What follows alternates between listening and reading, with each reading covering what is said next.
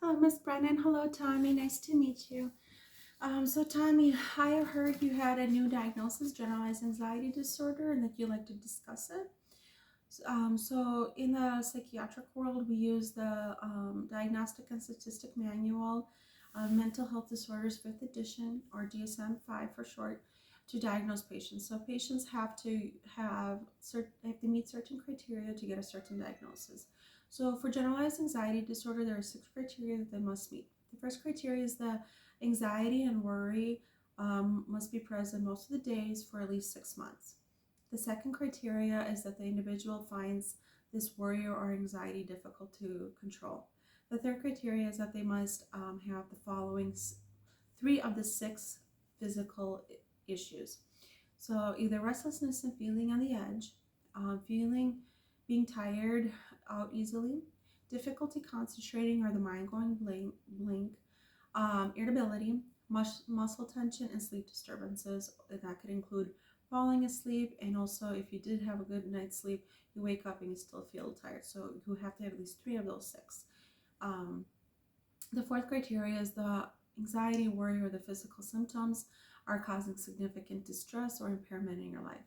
But the fifth criteria is that this disturbance cannot be due to any medications, drugs, or other medical conditions. And the sixth criteria is that this disturbance cannot be explained by any other mental health disorder.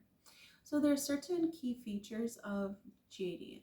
So the first one is excessive worry or anxiety. The intensity of this anxiety or worry is out of proportion.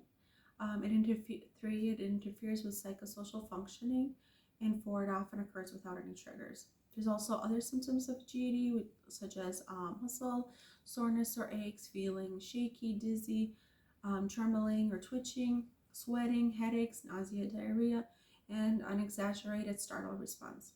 So there's been possible risk factors associated with GAD.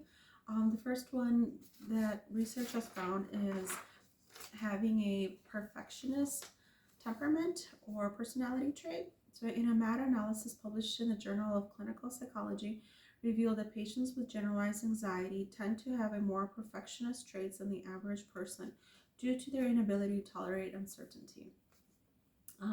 Also exhibiting behavioral inhibition, or like the wariness of trying new things or being around new people or places, has also shown to develop social anxiety later in life.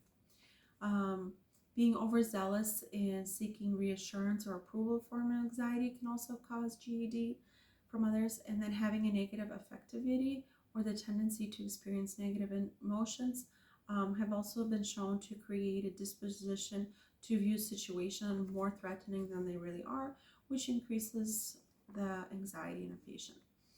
So now we're going to switch gears and go from what anxiety, generalized anxiety disorder is, to what is going on in the brain itself. So anxiety is associated with low levels of neurotransmitters in the brain called GABA-aminobutyric acid, or GABA for short. So GABA is a neurotransmitter in the brain that has a calming effect. It relaxes us and slows down our physiology. So when there's not enough GABA in the brain gets overwhelmed, and that manifests as anxiety as well as other mental health disorders. It can even manifest as depression, ADHD, autistic spectrum disorders, and even schizophrenia. In addition to the GABA neurotransmitter deficit, there is also a disruptive limbic system. So the limbic system is a group of brain structures that regulate your emotions, thoughts, behaviors, and memories. So there's 4 major structures in the limbic system: amygdala, hypothalamus, hippocampus, and thalamus. So amygdala's main role in the brain is to process and regulate emotion, particularly fear. And neuroimaging studies have shown the amygdala is overly active and typically smaller in anxious patients, which consequently causes an increased fear response.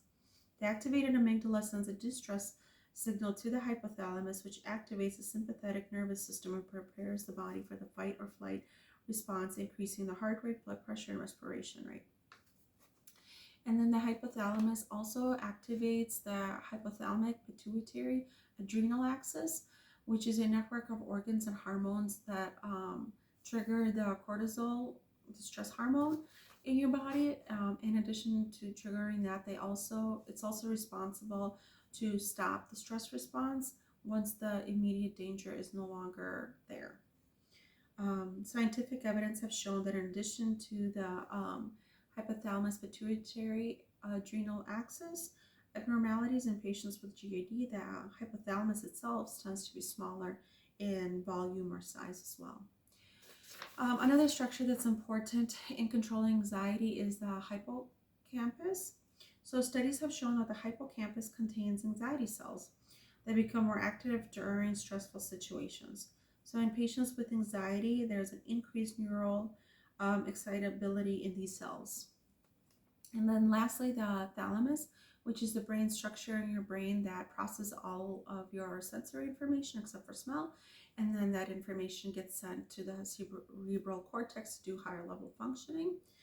It is also affected by anxiety. Functional magnetic resonance imaging, fMRI, have shown that there's an increased activation of the thalamus with acute stress and even atrophy or brain shrinkage with severe prolonged stress, which can lead to misinterpretation of potentially threatening stimuli and intensify the anxiety.